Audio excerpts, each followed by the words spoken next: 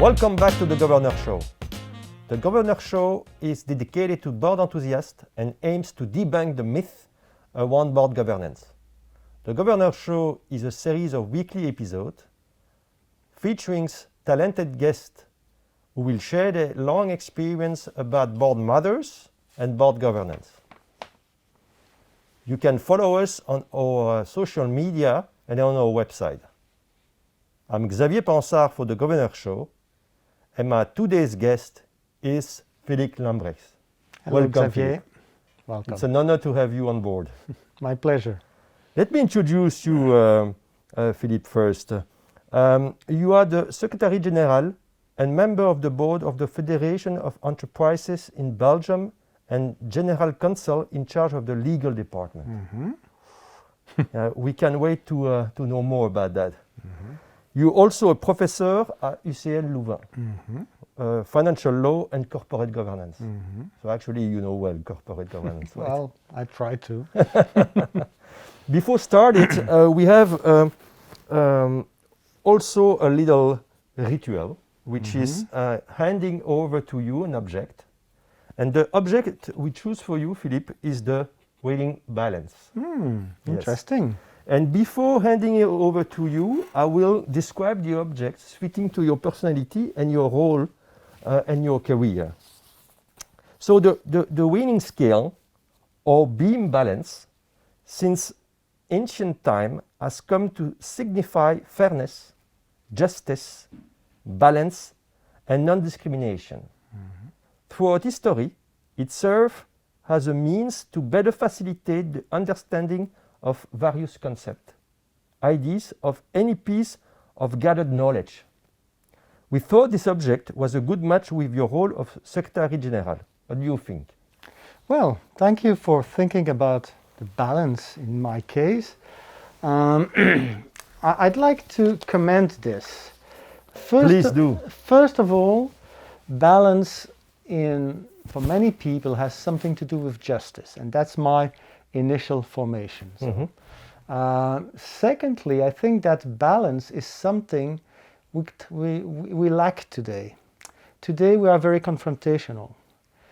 People use social media, use media that just allow for a few words, and this doesn't bring to a dialogue. It's very often one person saying something and then another one, and nobody listens to the other person. I think that's a problem. In my opinion, you can get many things done if you have the agreement of the people around the table. If there is no understanding around the table, you are not going to come to a good decision. So the balance is probably something that will take a little longer. But as I say, if you want to do something and you do it alone, it will go fast. But if you want to do something that will remain, it's better to do it with other people. And so the balance helps you doing that. That's great. Thanks for the feedback on this nice object. Thank you for presenting it to me. It is my pleasure. Look, today I'm very curious because actually it's a mystery to me what you do. And it's a mystery also for the audience, I'm sure. The topic of the day is the role of the Secretary General at any level or at board level, of course. And my first question is simply the following. What does the role of Secretary General consist? And what are the main skills required? And before starting, you told us about there is many differentiation between the different definitions. So I'm curious to know more about this. Oh, definitely.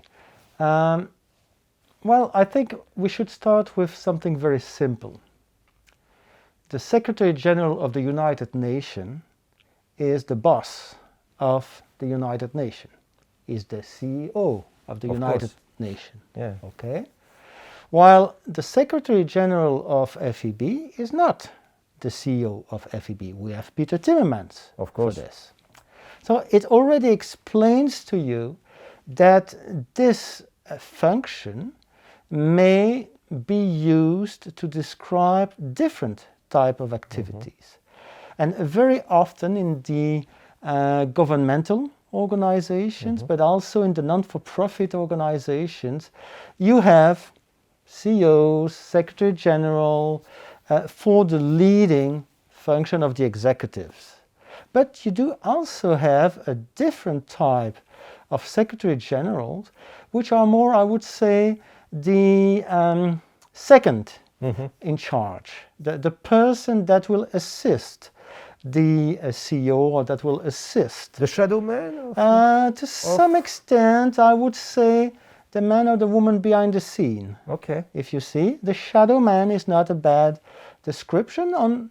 However, a good Secretary General is not only in the shadow. He needs to have its own network. He needs to be able to discuss at peer level. He needs to be respected, but also to listen a lot and to be capable of a lot of understanding, and I would say to have some diplomatic skills. Yes. And to finish the presentation of the role of Secretary General, if I'm going to the private sector, there usually you will find a difference between very large companies or multinational, and especially in France, you will generally have a Secretary General that will be responsible of the legal, but also of the administration, sometimes the human resources. Most of, I would say, what is necessary for the company or the group to function.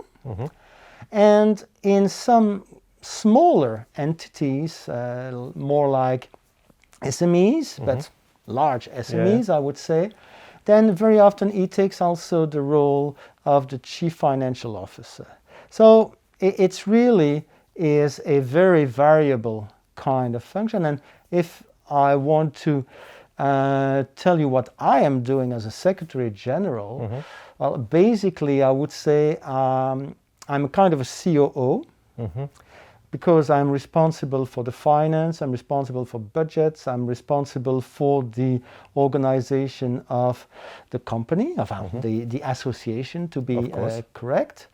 But my role is to make sure that things happen and to provide the means, not to provide a strategy. That's the role of the board, that's the role of the executive committee.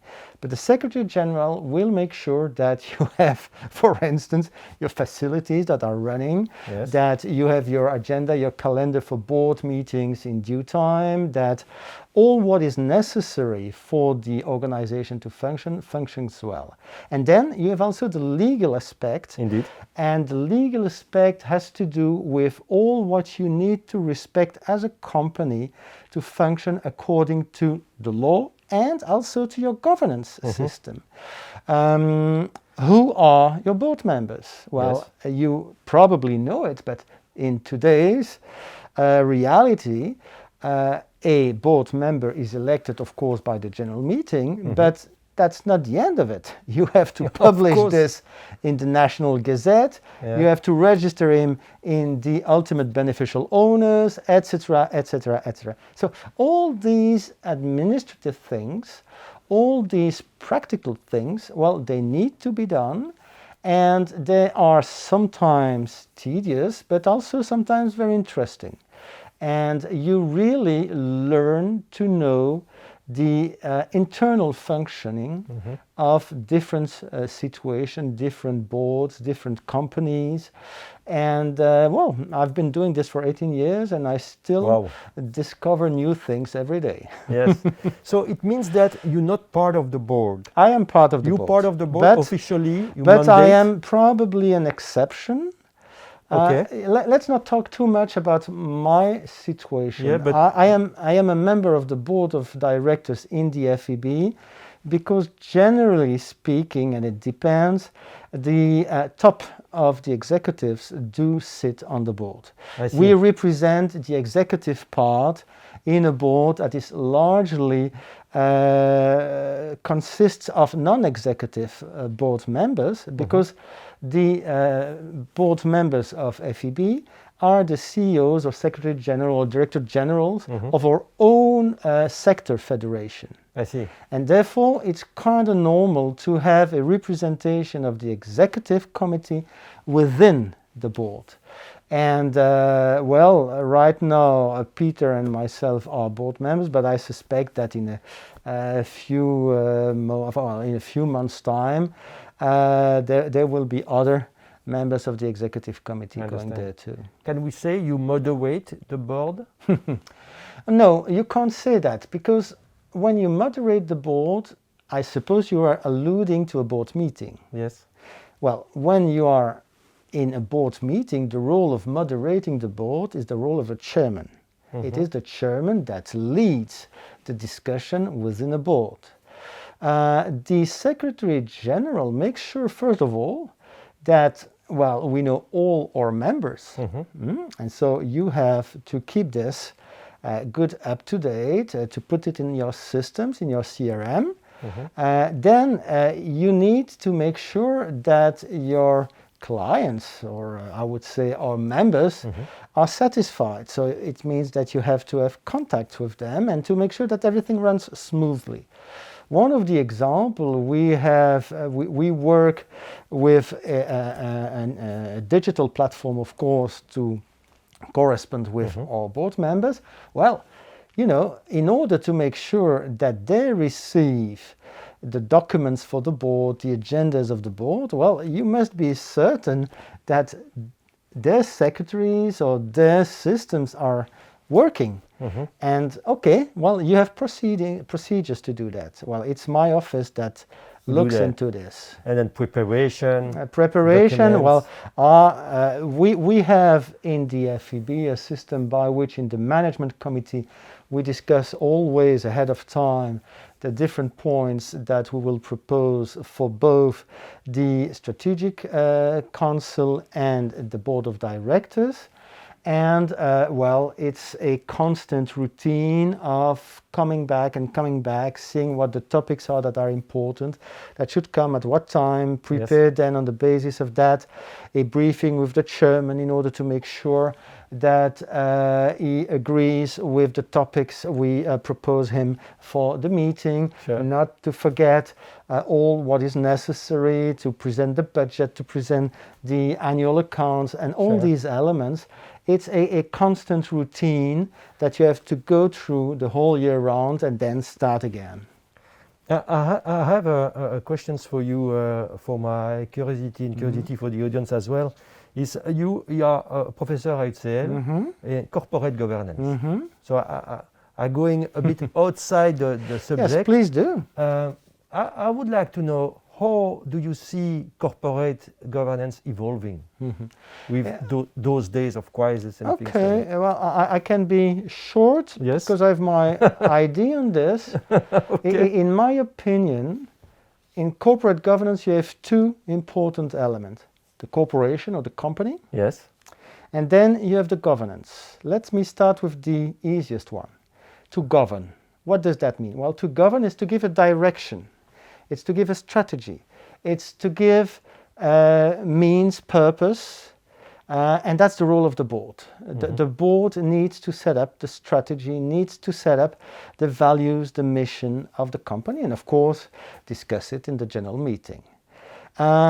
But then you have the governance of the corporation. And so some people see it in a small way. It's only the way the company's organs are functioning. I do personally see it in a much more broad perspective.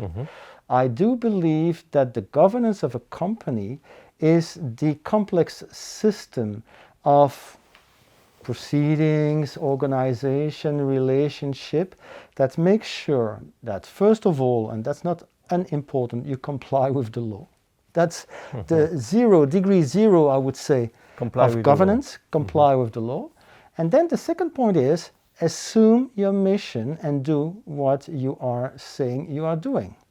I think it's very important to govern is to decide, I want to do this according to my mission, to my statutes, I want to do it within a strategy with the support, if I'm a corporation, of my shareholders, but not only my shareholders. More and more today, you need to be in touch with the other partners of the company. There is a dialogue that is necessary, of course, with the employees, but also with your clients, also with the people who are giving you what is necessary to work.